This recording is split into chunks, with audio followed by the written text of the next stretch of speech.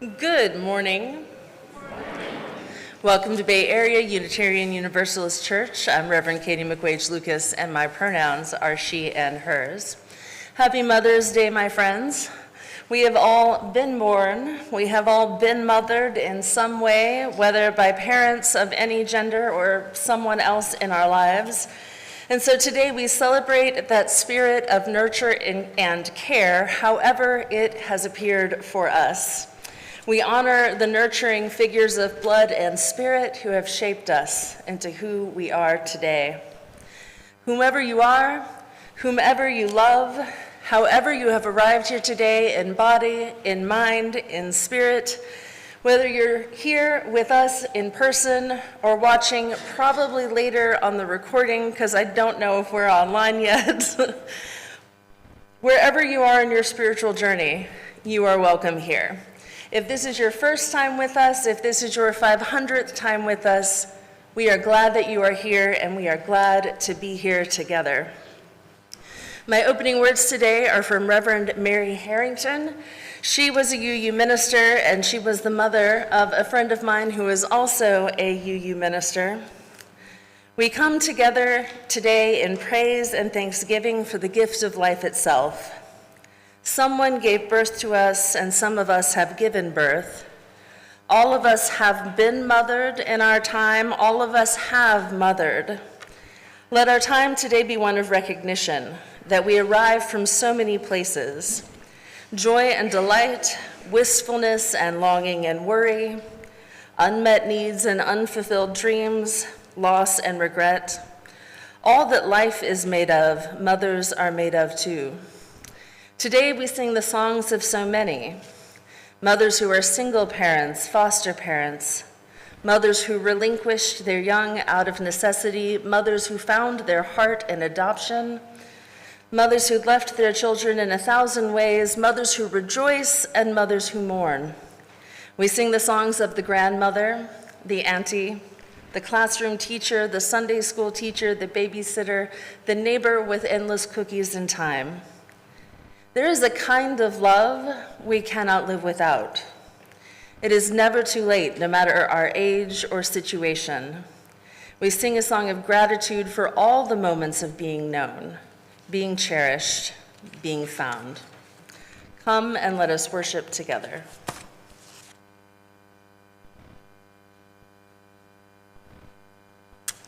Good morning. I'm Jane Ebone, your worship associate for today. And today we're going to have Wally and Jennifer Calloway light the candle.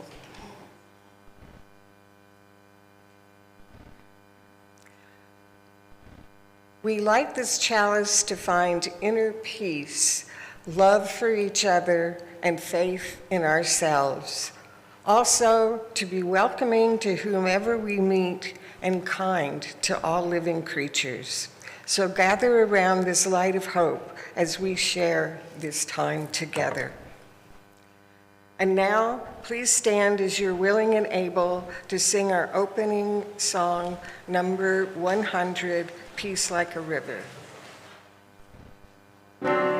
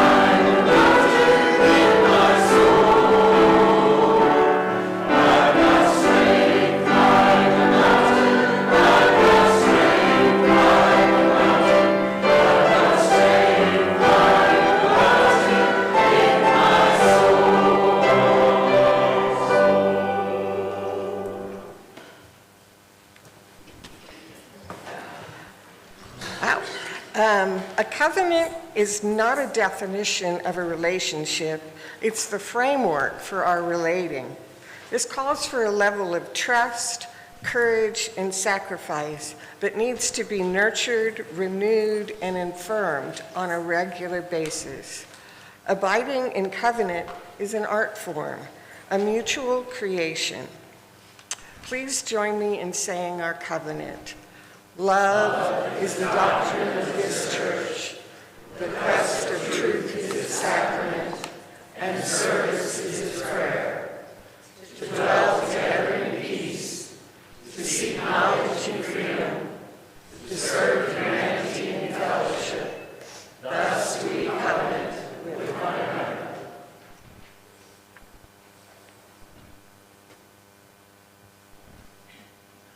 I have a unison reading for us this morning. It is number 578 in the Gray Hymnal.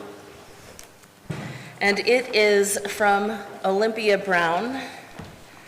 She was, I believe, the first woman ordained to Universalist ministry, or at least one of the first, if not the first.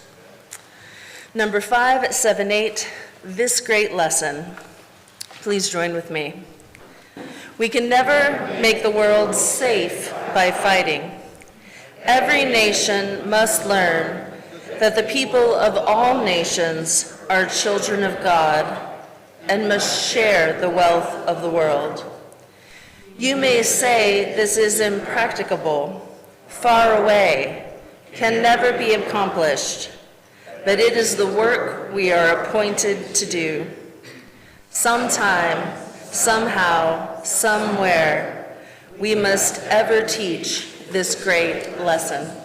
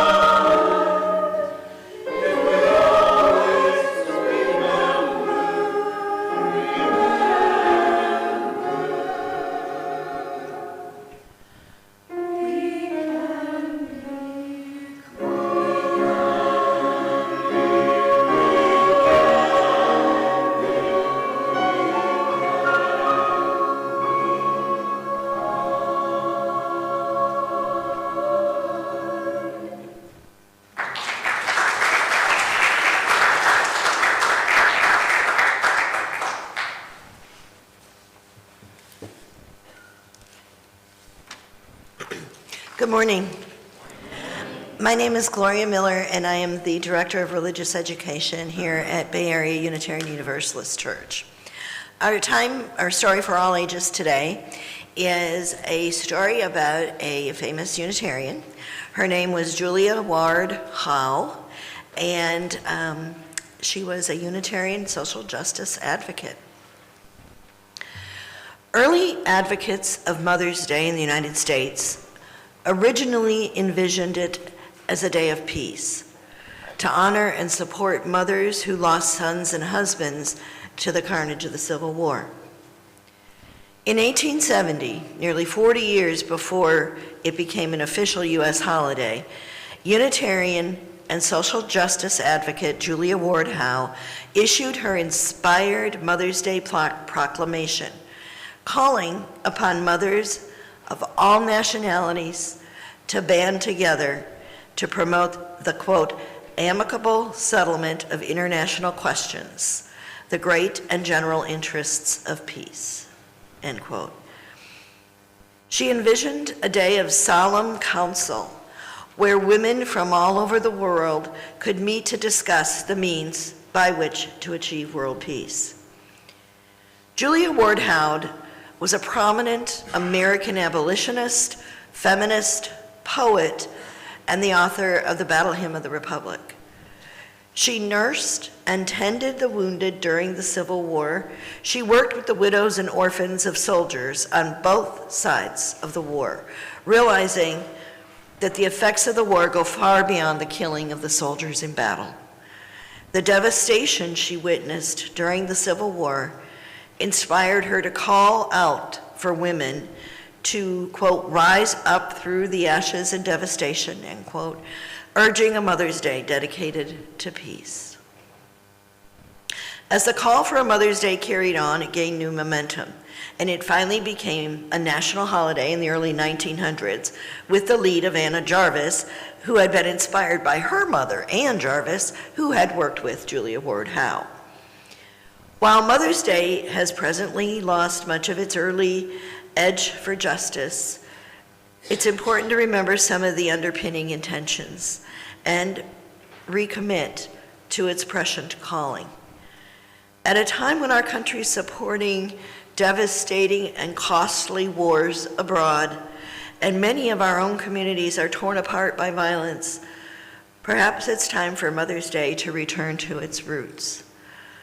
In the spirit of Julia Ward Howe's original call, this occasion might be a time to dedicate ourselves on behalf of mothers, fathers, sisters, and brothers everywhere to protect our most vulnerable and call on our leaders to make a directional shift in the course of our nation, addressing the devastation brought on by violence in all of its forms. I can't think of a better way to honor our mothers. Our keeper of the flame this morning is Millie Graham.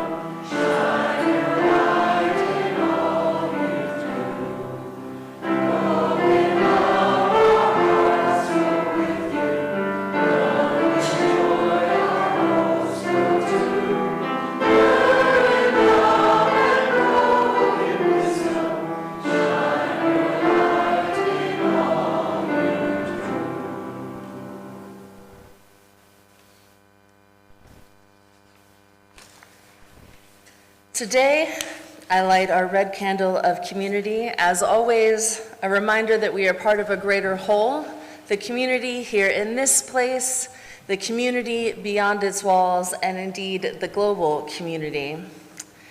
Today we recognize a special change in our community. Cheryl, could I ask you to bring up the, thank you.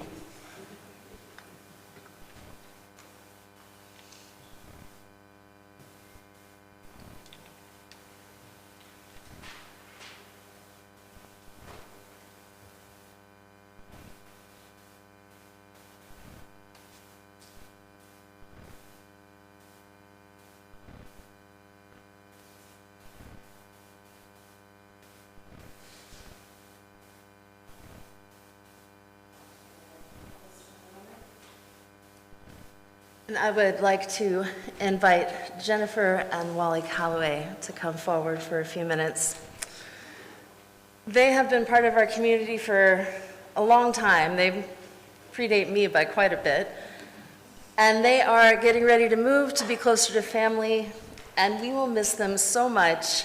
And those of you who have worked with them on committees or sung with them in the choir know exactly how large a gap they will leave behind in our hearts and in the life of our community. So we have been gathering signatures for a few weeks for you, and I think we'd like to put it back out at your going away party for anybody who didn't get a chance, but I do want to go ahead and present it to you now so that we have this moment. We'll touch it. You won't touch it. Thank you. Thank you. Oh, here you go.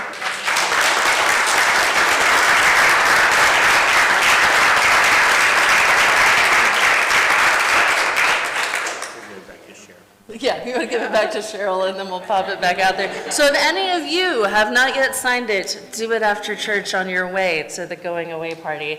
And now I'm going to claim some hugs.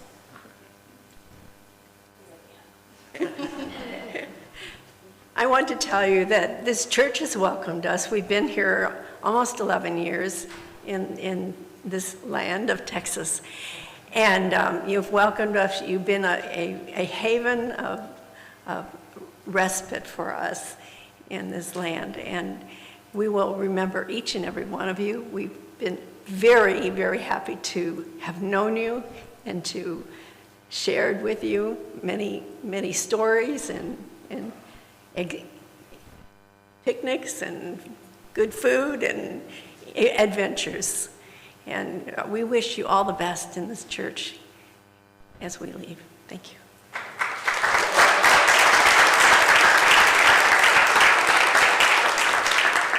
And we wish you all the best on the adventures that lay ahead of you in new places. I also have a very quick update while I'm doing some community news. Some of you may know, everyone may not know, that Charlene has been away in New York taking care of her brother who's been hospitalized. He is suddenly on the upswing and doing really well, and will be released either to home or to a care facility or some sort of not in the hospital next week. So we are all hugely relieved because this has been such a huge stressor on Charlene. If anyone would like to offer Charlene support, I kind of filtered it out slowly through the care team. If any of you have ever had to travel to take care of someone, you know that suddenly it's a huge logistical burden. It's not just the emotional burden, it's having to feed yourself and you're not home, having to, take cabs because you don't know where anything is, and all of those sorts of things. And so if you would like to offer some support, we've been sending Charlene gift cards for like DoorDash and things like that. And so let me know and I'll set that up for you. So, many, many, many pieces of community news. Let's recenter ourselves as I light our white candle for peace.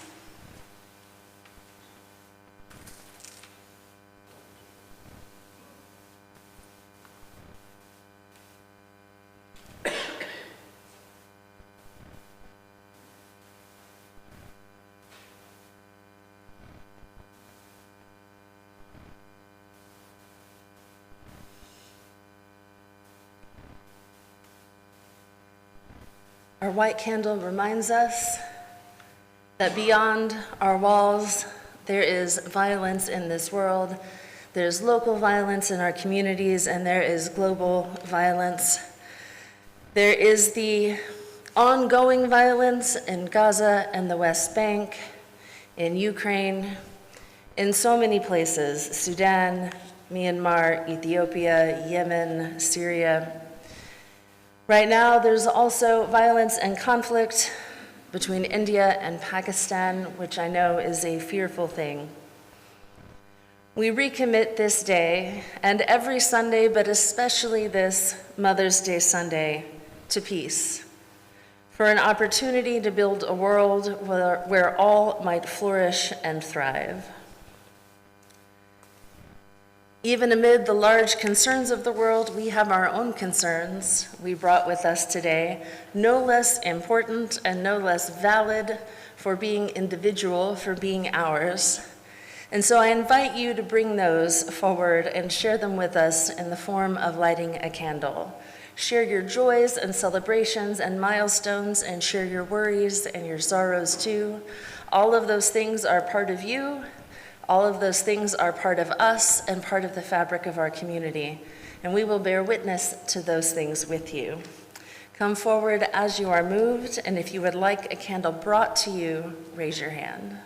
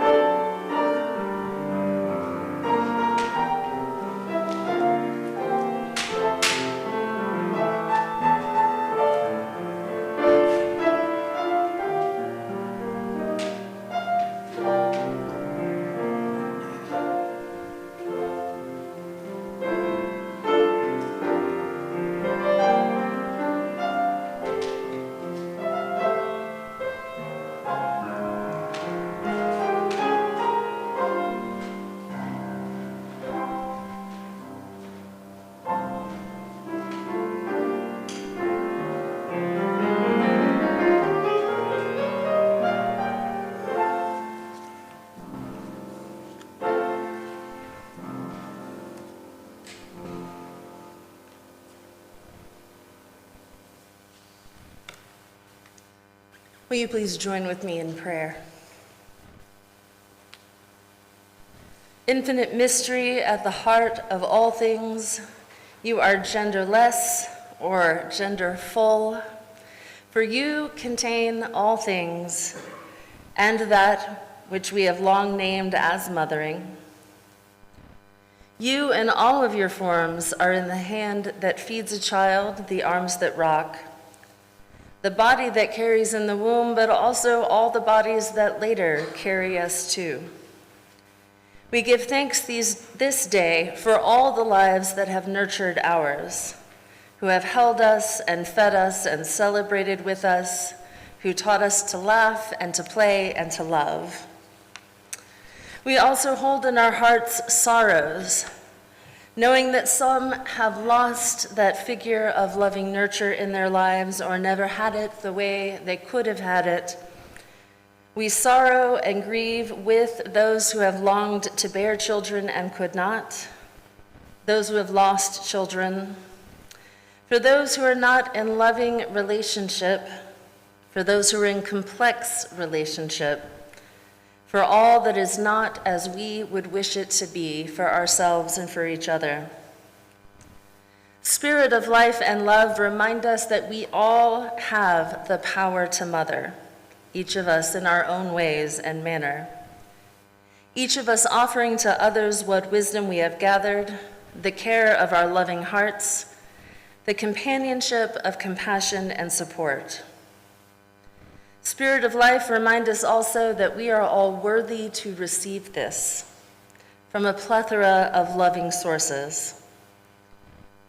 May we be thankful for the mothering we have received, and may we find ways to continue it, all of us, passing it on in whatever form or fashion, to spread ever-widening circles of love and care in our world. Amen, and may it be so. Our prayer in song is number 159, This Is My Song. Please remain seated.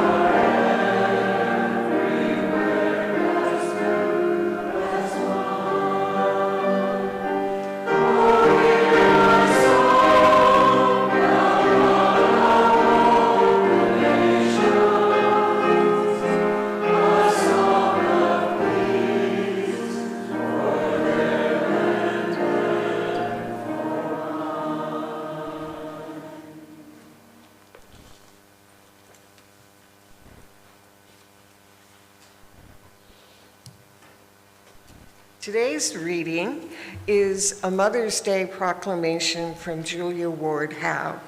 Her statement was written in 1870 following the Civil War. Arise, all women who have hearts, whether your baptism be that of water or of tears. Say firmly, we will not have great questions decided by irrelevant agencies. Our husbands shall not come to us reeking with carnage for caresses and applause. Our sons shall not be taken from us to unlearn all that we have been able to teach them of charity, mercy, and patience. We women of one country will be too tender of those of another country to allow our sons to be trained to injure others. From the bosom of the devastated earth, a voice goes up with our own. It says, "Disarm, disarm. The sword is not the balance of justice. Blood does not wipe out dishonor, nor violence indicate possession." As men have often forsaken the plow and the anvil at the summons of war, let women now leave all that may be left of home for a great and earnest day of council. Let them meet first as women to bewail and commemorate the dead. Let them then solemnly take counsel with each other as to the means whereby the great human family can live in peace, each learning after his own time the sacred impress, not of Caesar, but of God.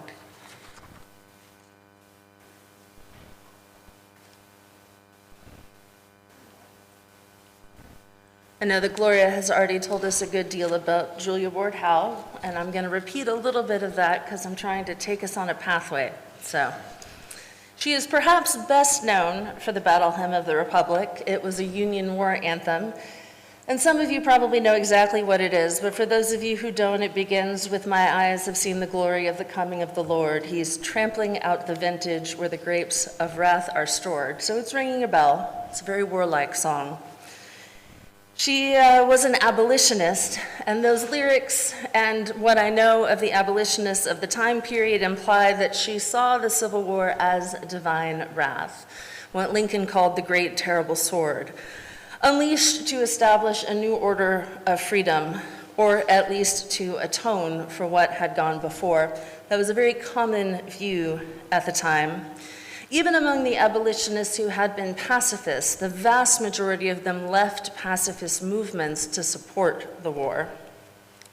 She was also a suffragist and thought women had a great deal to contribute to public life. And what's interesting to me about her, most of her contemporaries after the war did not continue in the abolitionist cause because they thought women's suffrage was more important. She did the reverse. She worked just as hard for women's suffrage, but she kept working on the 15th Amendment and actually saw that as the primary priority. This is not to say probably that she viewed Black Americans as in any way equal to herself. She was still a 19th century upper middle class woman of her time. But I think it's interesting that in the tensions between the two movements, she refused to yield and to see them as separate issues.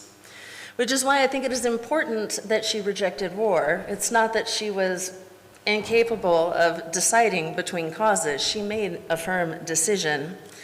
She was active in public conversations about voting and politics, education, not just of women, but particularly of women. And most of all, after the war, she was an activist for pacifism. She reacted very strongly to the Civil War, as you've heard, also to the European wars happening at the same time. The Franco-Prussian War happened at roughly the same time and had many of the same concerns. The American Civil War killed at least 1 million people. Once you start counting up the battlefield deaths, the deaths from disease, the deaths of civilians, the numbers grow ever larger. We don't have clear records of people who were not directly killed in battle, but we do know that many people died of wounds after discharge or died in prisoner of war camps. And we also know that many lived with their wounds. This is an entire generation of Americans who were in the presence of blood and death in some way or another.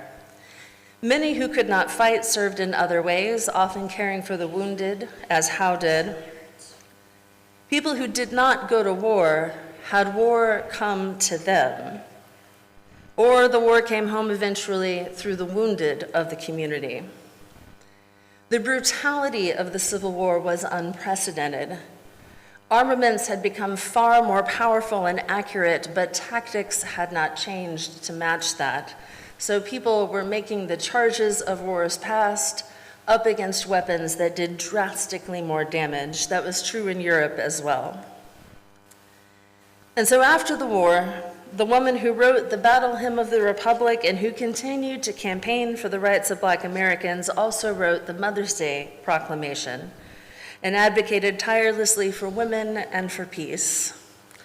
She even preached herself in Unitarian churches, and she organized gatherings of female preachers in the Unitarian and Universalist traditions. At some point after the war, in a letter, she wrote, "During the first 2/3 of my life, I looked to the masculine idea of character as the only true one. I sought its inspiration and referred my merits and demerits to its verdict. The new domain made clear to me was that of womanhood, true womanhood, woman no longer in her ancillary relation to her opposite man, but in her direct relation to the divine plan and purpose as a free agent, fully sharing with man every human right and every human responsibility. This discovery was like the addition of a new continent to the map of the world."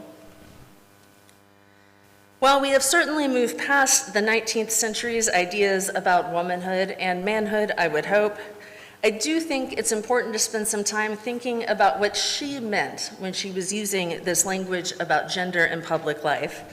I don't think it tells us a great deal about how we understand actual gender today, but it does tell us a lot about how we understand politics and public life. The 19th century ideal image of womanhood was based entirely around purity. Her own personal purity within her became purity in the household. An idealized woman's life in this period was very much in the private sphere. She was the homemaker. She created a haven for her man to return to after a day out in public life of work, politics, whatever was happening outside the home.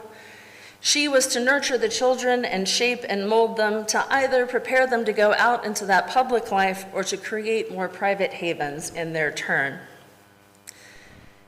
What's fascinating about this push for women to leave that private sphere and enter the public sphere, to become educated, to become voters and speakers and activists, the idea was that they would then carry their magical purity with them out into the world and improve public life. This says a lot about how women at the time viewed men, and I think we see that in the Mother's Day Proclamation. The idea that men gave us carnage, and that women, especially mothers, the ultimate form of womanhood in all capital letters, mothers will create something more pure, born out of their own separate, distinct relationship with the holy. I think it's pretty clear that's not what actually happened. Giving women the right to vote did not magically create a more peaceful world. Women voted for presidents who went to war. Women voted for policies that led to injustice. It turns out that women are not a monolith any more than men are a monolith. And obviously, neither of the genders that are part of that 19th and early 20th century politics, they were obviously not single voting blocks. Today, we obviously understand gender as having multiple infinite shadings and gradations within a binary spectrum and well beyond it. Today, we also nuance our understanding of gender with intersections of class and race. The interests of various groups could be parsed down to fine, fine grains. I also think it's probably pretty obvious that this ideal of pure womanhood really relies on a lot of whiteness and a lot of class and other factors. But I do think we have inherited that mental divide, that breakdown in our politics. We often see two primary forms of politics in this country. We see one that insists on being muscular and forceful to create order, and one that advocates for care and compassion through policy.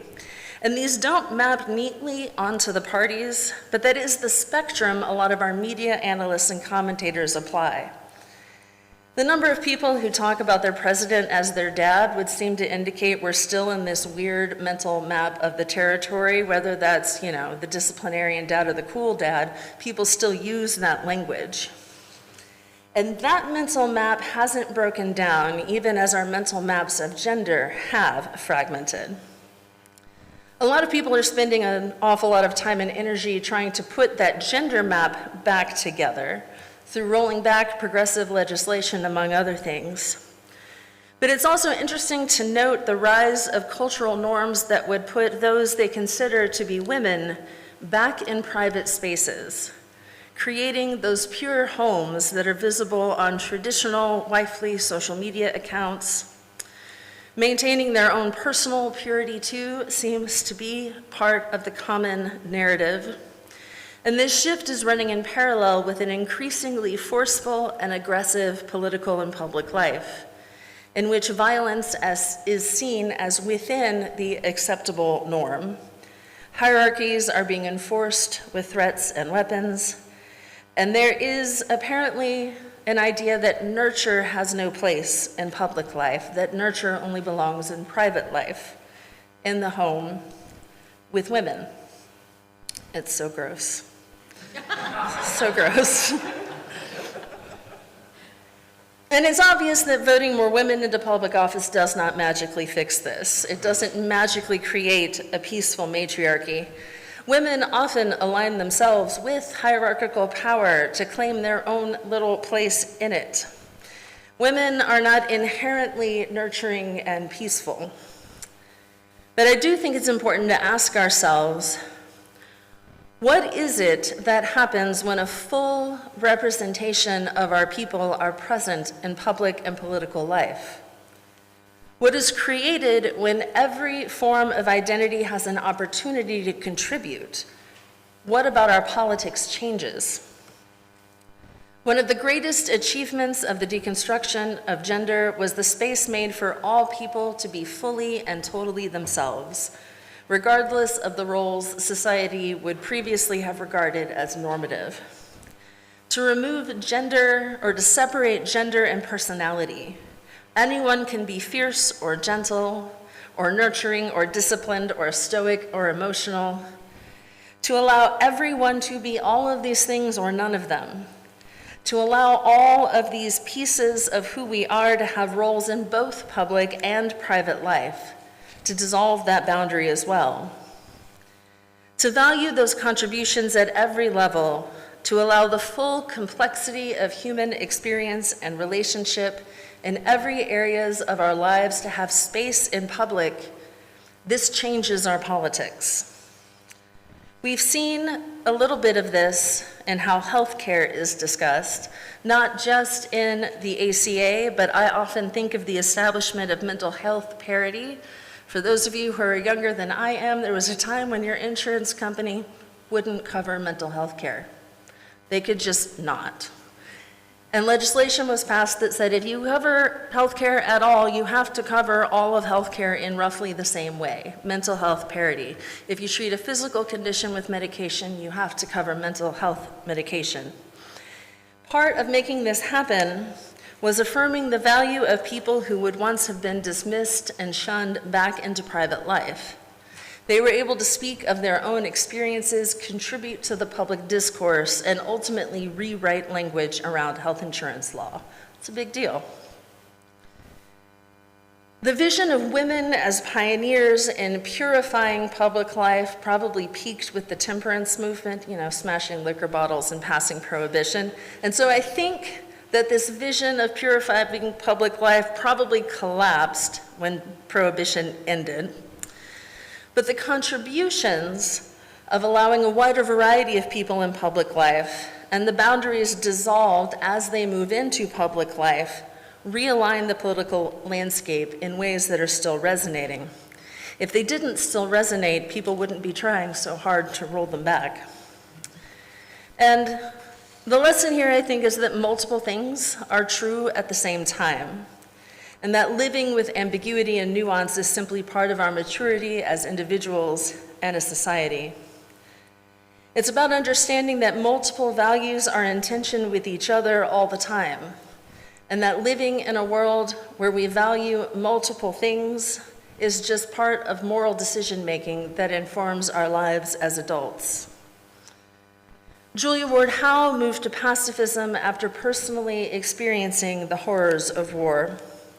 Yet the fruit of that war, Black suffrage, remained part of her advocacy work. Peace and justice do not always exist together at the same time. Often justice demands conflict. She had seen that, but she also didn't think it had to be that way. When it comes down to it, her proclamation has embedded in it and implied by it the belief that people who are shaped by their experiences have the power to offer alternative visions and paths. In her case, women who witnessed violence would surely become advocates for peace. Today, I think we gain a great deal when we remember how the experiences of the people around us have shaped them, and that the visions they bring to our common life will thus necessarily be different from our own, speaking to forms of justice and visions of peace we do not yet know as intimately if we have not ourselves experienced the same things. Knowing where our own experiences have given us wisdom and where that wisdom commingles with the wisdom of others is the grounding of our Unitarian Universalist commitment to pluralism and also transformation.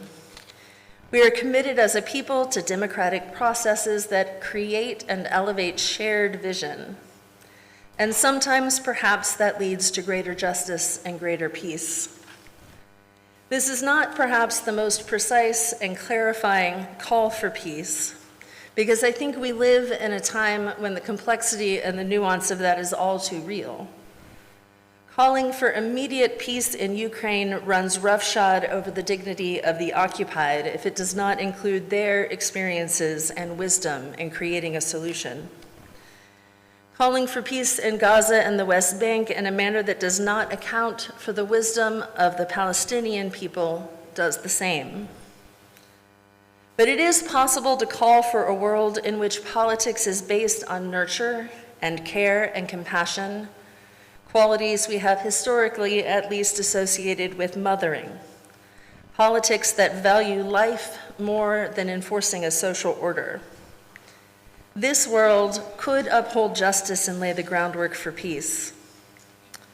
There are times, and there will be times, when peace itself is the goal, and there will be times when peace is the necessary means, times when violence or resistance would undermine that stated end goal for peace. But there are also times when tactics are not clear. There are moments when living peacefully may not actually seem to be an option. But we do have choices and agency in how we engage with our public life. We do have choices and agency in how we envision the world we wish to create, either immediately in our politics or in the longer term, in dreams beyond our day-to-day. And while we must not make the mistake of thinking that somehow enforcing gender roles will bring the purity of womanhood into public life, we must make it possible for all the varieties of expression to have place and room in our public life, because only then will our public life be whole and integrated, and only in our wholeness will we have the breadth of vision to achieve something beyond fear and violence and lay the groundwork for the beloved community we wish to create. Amen, and may it be so.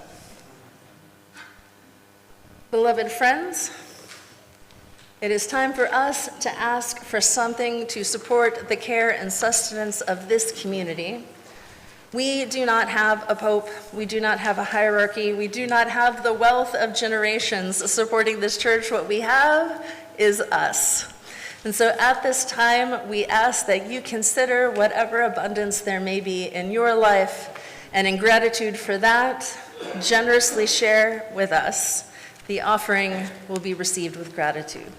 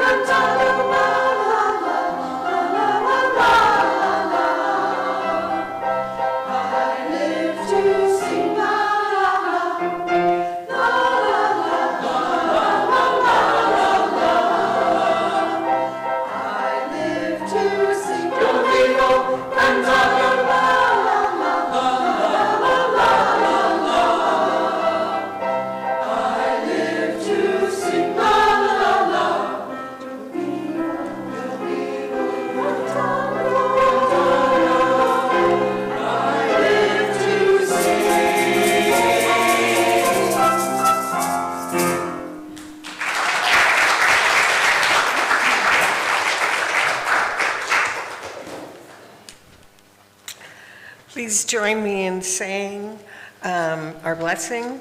This gift from the abundance of my life blesses me, our ministries, and the world.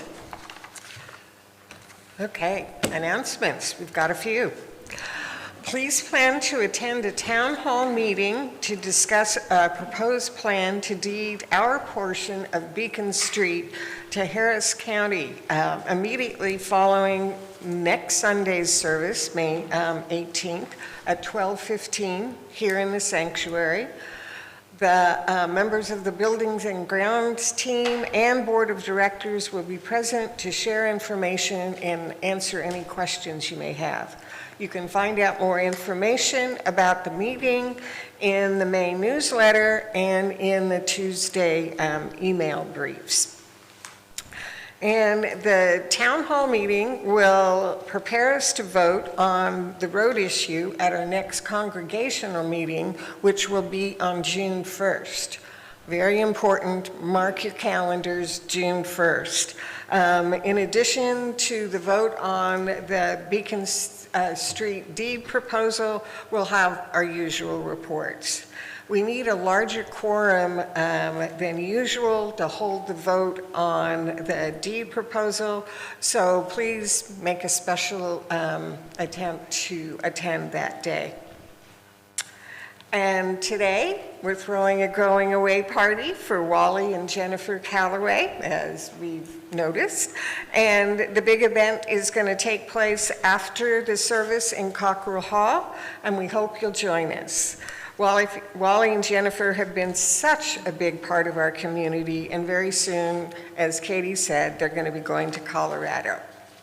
So let's get together to thank them, share some memories, and send them off with lots of love. Oh, yes. And if you're new and don't know Jennifer and Wally, come. There's going to be cake, and it is delicious. Now, I'm surprised I haven't been back there stuffing my face already. Okay. The Diversity Book Club meets on Monday, May 19th at 1:30 on Zoom to discuss Crazy Brave, a memoir by Joy Harjo, the first Native American poet laureate of the United States. This memoir about the author's journey to become a poet is grounded in tribal myth and ancestry, music, and poetry. Born in Oklahoma, the end place of the Trail of Tears, Harjo grew up learning to dodge an abusive stepfather and found shelter in her imagination, her spiritual life, and connection with the natural world. To be on the mailing list for the Diversity Book Club, contact Jane Malin. Okay, and imagine a slide here. On Wednesday, May 28th, please join us in the sanctuary for a special screening of Defying the Nazis, The Sharps' War, a powerful documentary by Ken Burns and Artemis Jaworski III, grandson of Waite Still and Martha Sharp. The Sharps, a Unitarian minister, and his spouse courageously helped people escape Nazi-occupied Europe, risking their lives and laying the foundation for what became the Unitarian Universalist Service Committee. Originally released in 2016 during the time of rising xenophobia and a refugee crisis, the film's message remains deeply relevant today. Following dinner, we're going to gather to watch the documentary and then engage in a thoughtful discussion about how we too can respond to the injustices of our time. Be sure to check the email blast for all of the upcoming events, because there's more than just that special movie and the town hall. And if you're not on our email list, stay connected by subscribing today. We send out an email every Tuesday packed with news, events, and updates about our community. Use the QR code on the screen or visit bauuc.org to sign up today. Now, please stand as you're willing and able to sing our closing song, number 162, Gonna Lay Down My Sword and Shield.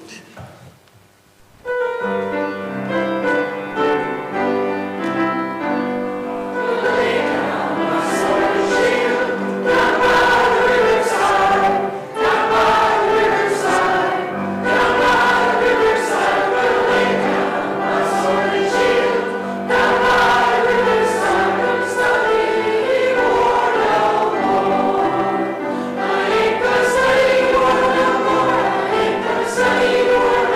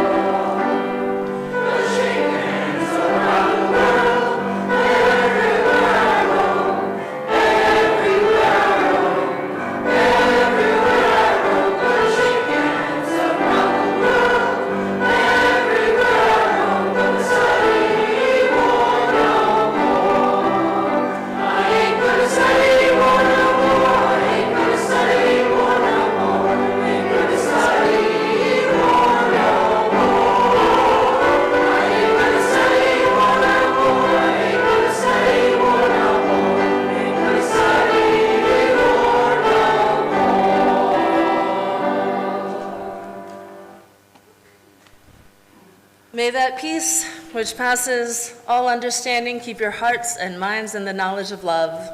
And may that peace be yours in the week to come. Blessed be, and go in peace. And let's go celebrate our friends.